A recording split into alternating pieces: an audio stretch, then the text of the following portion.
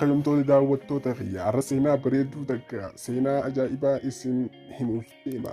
Seenaa kana wajjin turtii gaariin isin jaa. Osoo seenaa kanatti hin seenne subscribe godhuun akka nu cinaa dhaabbattanii hiriyoota keessaniif share gootanii isin affeerraa. Har'a seenaa bareedduu tana akka waliin dhageessan isin affeerraa carraa hojii teenyatti haa dabaluun jaa. Har'a kan haasofnu waa'ee Saniyuu Laayizer gurbaa jedhamudha.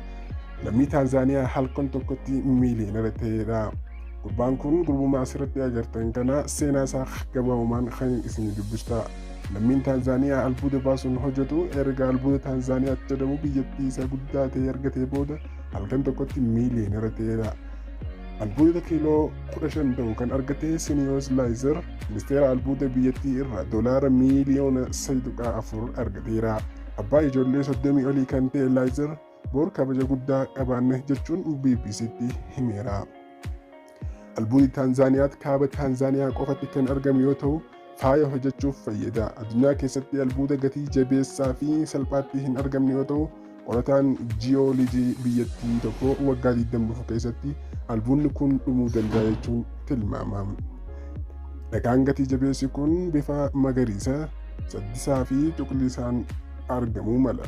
Laayizer albuuda kiiloo 9.2 fi kiiloogiraama 5.8 kan argate darbee ta'us kan gurgurate garuu roobii darbee qophii daldalaa bulchiinsa Manyaaraatti taasifame irratti. Hanga ammaatti albuudni Taanzaaniyaatti qotamee baafame inni guddaan kiiloo 3.3 kan ta'udha. Pirezidaantiin biyyattii Joon Magufuul albuuda kana waan argateef baga gammadde jechuun Laayizeriin bilbilaan dubbisaniiru. Kun bu'aa albuuda baaftonni sadarkaa Kaanaadaatti Taanzaaniyaa dureessa ta'uu ishees mul'isa jedhanii pirezidaantii Magufuuliin. Miliyoonerri haaraan kun maal jedha?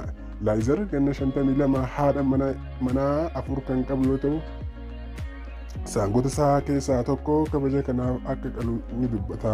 Akkasumas bulchiinsa Manyaaraa keessatti hawaasa isaa Siningiroo irratti investi gochuuf karoorfatee jira.